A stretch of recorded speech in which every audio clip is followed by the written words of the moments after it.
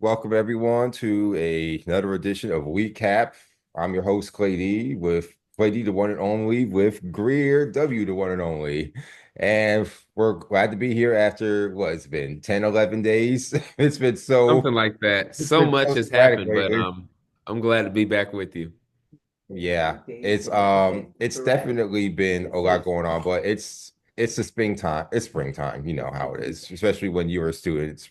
You got spring breaks and everything like that. And people start traveling when it starts getting a little warmer. So it comes with the territory. But happy to be back. That's right. Yeah, glad to be back. A lot has happened politically, socially, culturally. I know you were just t tell the people where you were. I saw you were partying it up and living it up there. I think it was in Hollywood. Yes, yes, yes. We were in Los Angeles. We got invited to the Oscars, and we attended Oscar parties and galas and such throughout this past weekend in Los Angeles. So had a whole lot of fun out there on the West Coast and everything like that. I was nervous to fly at first, but even as a frequent traveler, but we did fly. Our flight in was our flights in were very good. It was a little bumpy on the way back because we had to do it overnight we had to do it overnight basically coming back home and into Raleigh into RDU. So Uh-huh.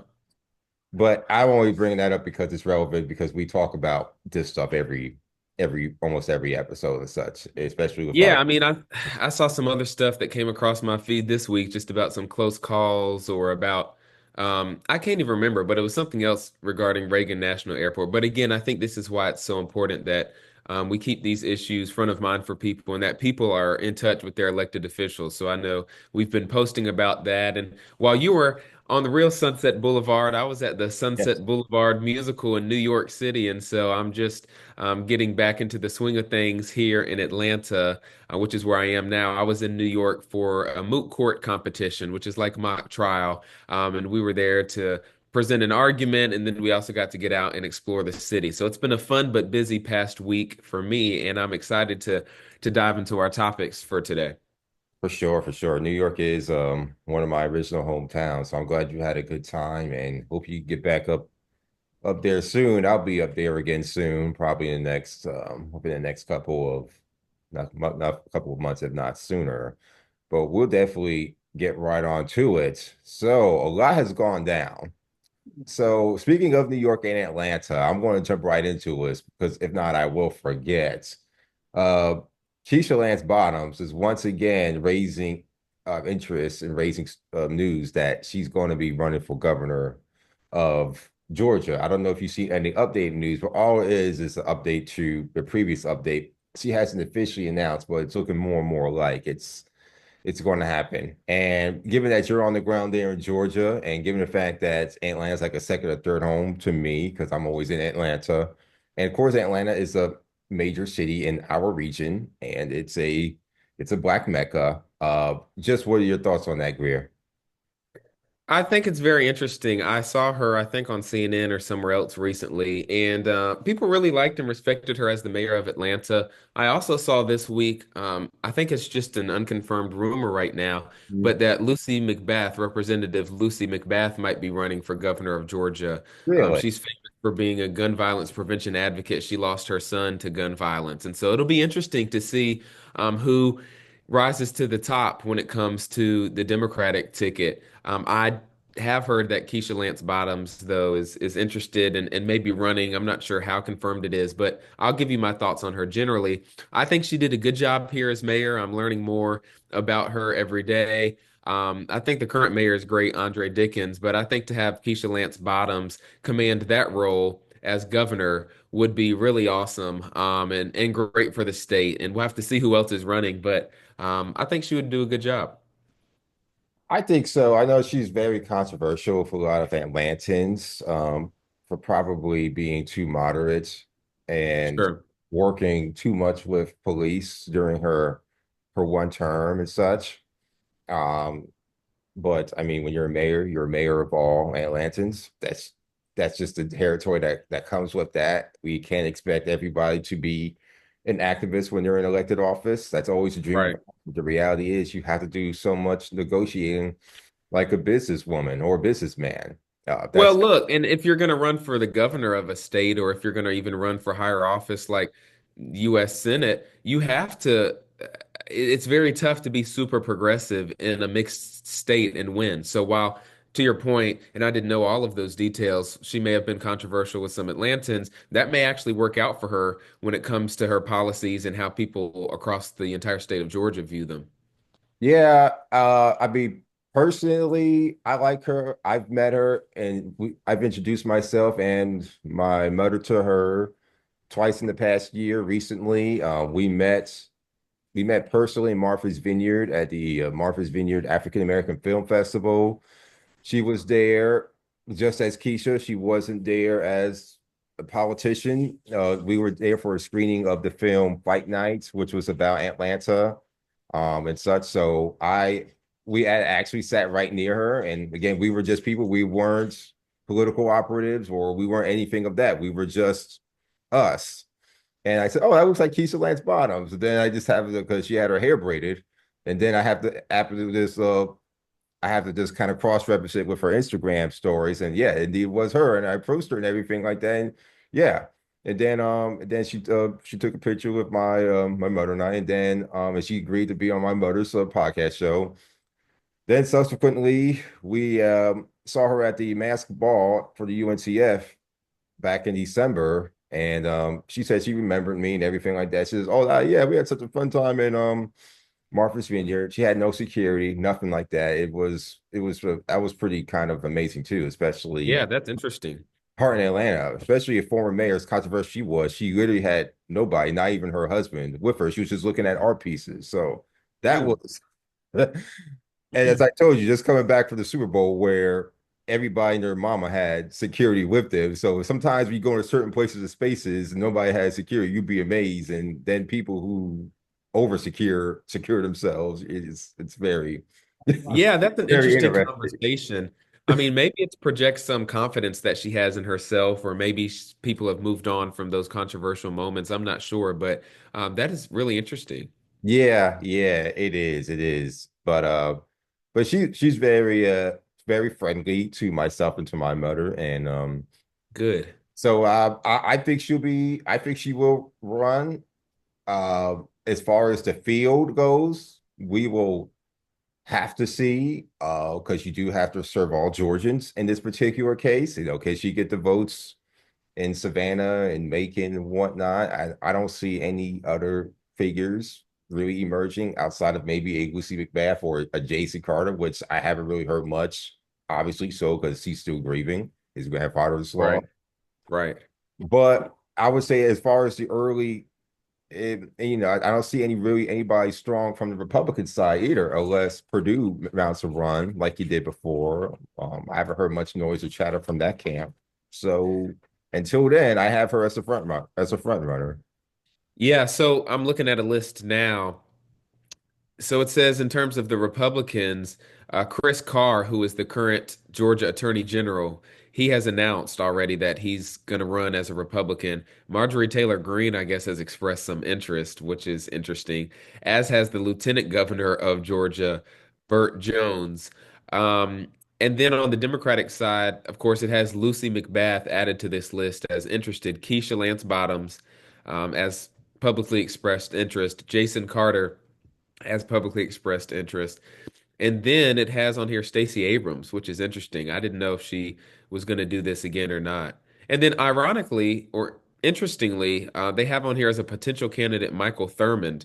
Michael Thurmond's daughter, Micaiah Thurmond, was at WREL in Raleigh for a while. Yeah, And yeah, he was the former CEO of DeKalb County, where I currently sit. So, very interesting.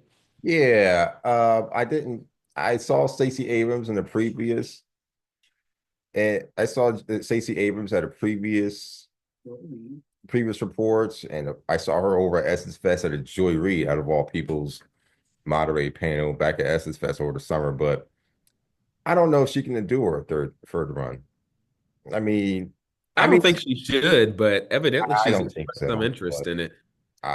it depends on who you're running against. I mean, at the end of the day, I mean, you kind of have to have a short-term memory so you don't have to think about the two losses.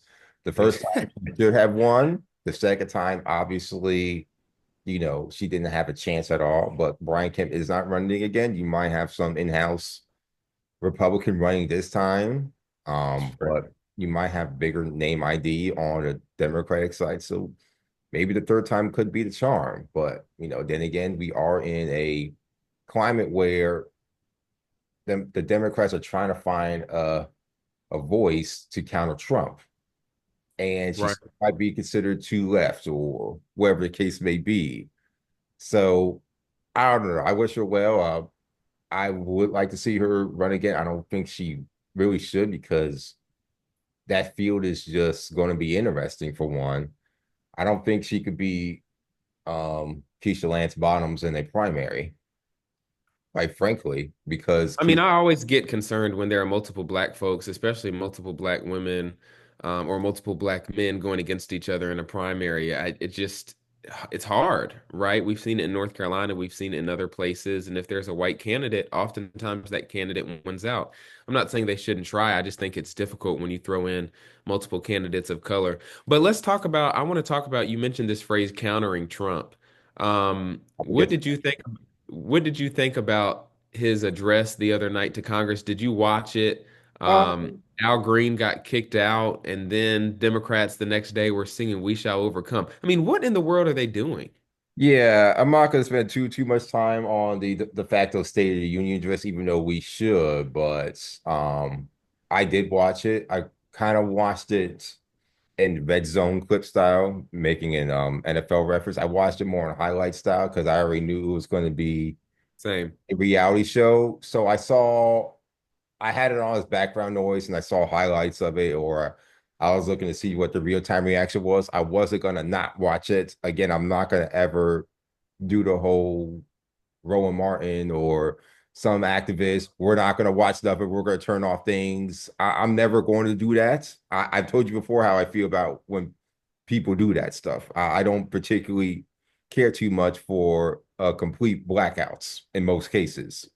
The only one that I will agree with, not to get too off topic, is the Target 40-day fast. I'm down with that, but because that's a little more structured and whatnot. But the whole we're not going to talk about Trump or we're going to ignore him. I'm never going to be down with that because the problem is not going to go away. You know, my Right. my grandmother always told me that you can hide all your bills in the closet under the rug. They're never going to go away. So at some point, it's going to read. My mother's told me that too. She can agree to that. That's my stage manager in the background today. But it's never going to go away. So we can pretend that the guy doesn't exist, but it's not going to happen until 2028. That's So just would you say you're more of a fan of the Jasmine Crockett approach? Call it out, even if you have to cuss a little bit, just make it known that this is not what we have to have as our reality, and we're going to fight back. Are you more of a fan of that style, or? Well, I've voiced my opinions on Jasmine Crockett too, that I'm not necessarily her biggest fan, but I am a fan of the call out. But one thing I've learned in recent years, you call out, but how does that convert into action? And I've said this to you before on a previous episode. Yeah. What actionable items are going to come out of you calling out and making viral clips? Because she's, in my opinion, I say this with all due respect, and she actually agreed to be on our shows too, so I'm not going to say too much, but I'm going to say this respectfully. It's you becoming a social media star, but I don't necessarily see actual results coming out of this. And I've said this before in a previous time. Making noise is one thing, but I want to see what the convertible action comes from that.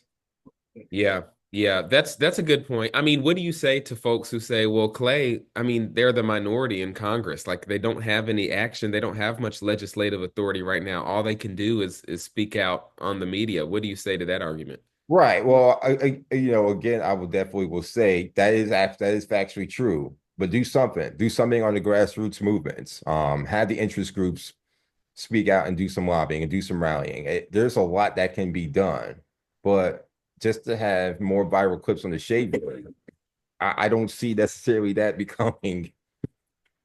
It's just too emotional, and Right. it's gonna look tacky after a Yeah, I would how agree. I would agree. I've talked to some young folks recently, and they say the same thing. Like, we're looking for action. We're willing to help. We have these companies attacking DEI. What can we do to support Black people? They're tired of the clips.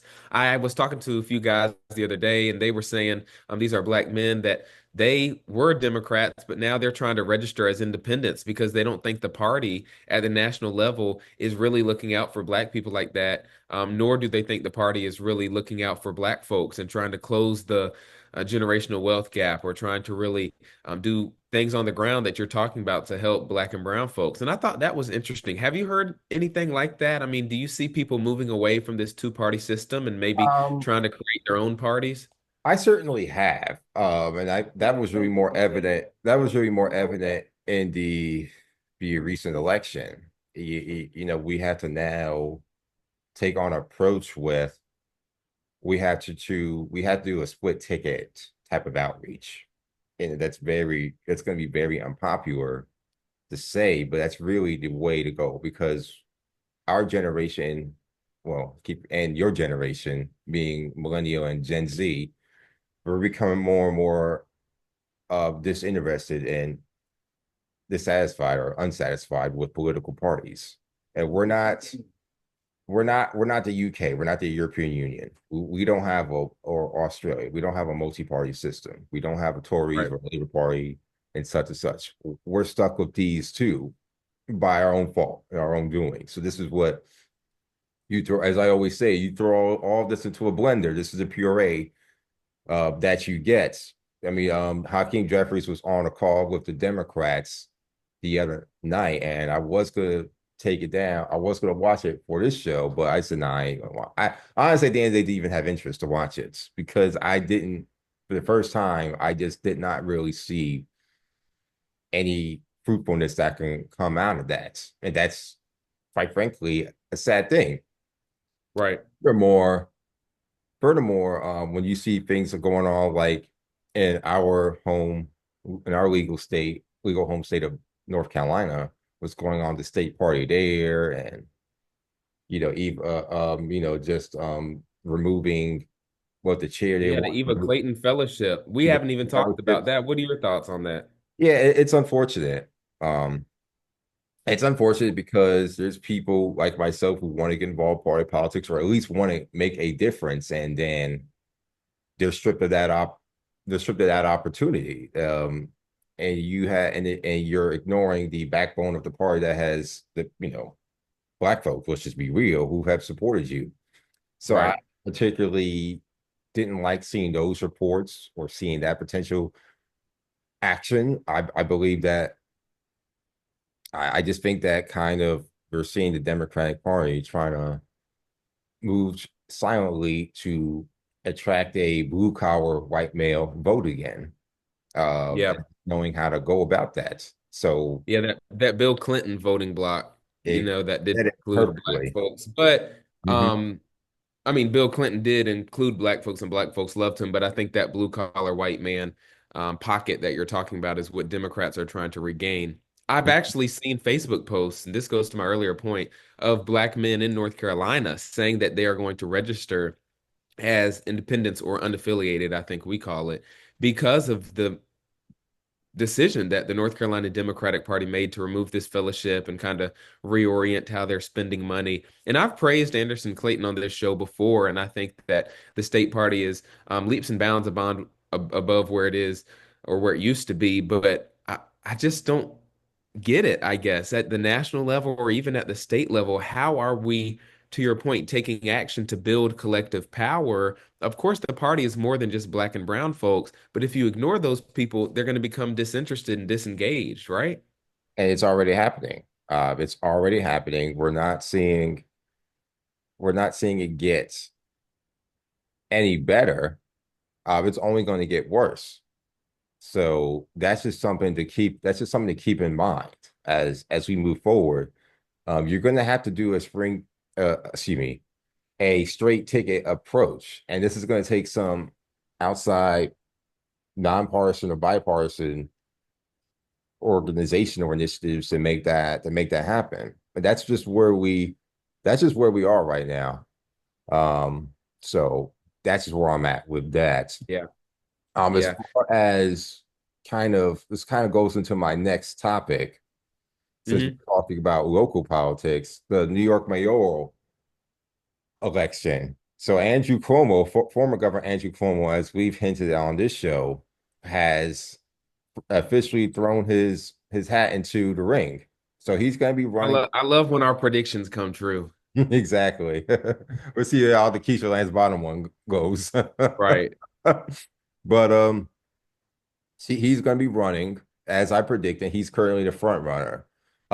Just what are your thoughts on that? My thoughts, he's the front runner and true otherwise. I think that he has a great shot to win. I think, quite frankly, just to keep the suspense low, he will win. And I think he, at least in the he is the good counter to Trump right now, for better or for worse. You have Right. an older white male who could appeal to blue collar voters and such. I don't agree necessarily with the direction where the party's going, but I think that it will find itself in this spot. So, just what are your thoughts on his announcing his candidacy and the state of politics in New York City as it speaks? Yeah. So again, Andrew Cuomo, former governor of New York, for the people out there who may not know him, he's the brother of Chris Cuomo, who was on CNN. Now I think Chris is on News Nation doing some independent stuff. Chris is kind of going off the rails, but that's another conversation. Yeah, yeah, I mean, for he's real. still kicking it with Bill O'Reilly, and I'm like, dude, what are you doing? Anyway, For Andrew real. Cuomo. Andrew Cuomo, I think he does have a good shot to win. I was in New York City when I think that announcement came to fruition. I didn't really hear much on the streets, but New York is fed up with Eric Adams. New Yorkers, excuse me, are fed up with Eric Adams. I really believe that. And so I think Andrew Cuomo will win. Maybe partially because he's white, maybe because he has more name recognition, but I think also because there's so much controversy around Eric Adams. It would be hard for him to mount a reelection campaign when you have Andrew Cuomo coming in fresh. So I agree with you. Those are my thoughts. Yeah, and yeah, it's perfect storm for him, man. All those allegations about him, the sexual harassment allegations or nursing home allegations, they're gonna quite frankly, they're gonna go away. I mean, you can't hold him to a same standard when the current president has the same, if not more. You just can't. Um, Right. but we have a different standard for Trump that we do for other people, regular people. And it just we always kind of seem to forget that. We're quick to elect a felon, but we don't want to hire a felon too to work at our Hello. spaces. Yep. Hello, yeah. So true. That is so true. And You I gonna get think me that part of that's my a mouth now. you are preaching. I mean, that's part of this greater conversation too, not to talk more about Trump, but what are the standards, right, of our politicians or just of the people we want to engage with? And what type of grace and forgiveness do we give? Do we give that out, dole that out evenly? So I think that's a great point. Shifting real quick, I know this is on your list Yeah. somewhere. We've got North Carolina native, I believe, Roberta Flack, who passed away. And then we also have South Carolina native, I believe, Angie Stone, who passed away. And it seems like tragic circumstances. I haven't been able to confirm that yet. But what are your thoughts on this? Two powerful Black women singers who are now no longer with us. And Yeah, I just know I think you learned about Roberta Flack on the plane. yeah, very sad. Same here. I heard about that on my plane as well. Just sad, legendary people probably don't get enough due, um, properly, respectfully. And Angie Stone, just completely tragic. There were some reports about her not receiving all of her royalties and all, and she still had the tour in a bit and quite a bit and such. So it's a lesson that we just have to give people flowers while they're still here, and we have to give our legends and respect their proper due. Um, and nobody should be having to work like dogs when they're up there in their golden years, and then when Right. they're retired. Everybody should get the same respect that Diana Ross gets. In that particular regard. Now, obviously, that's a special unique circumstance there. because that's more of a mainstream figure, but still, we had to make sure we giving everybody their flowers all the time and such, and yeah, and we had to make sure we take care of our living legends.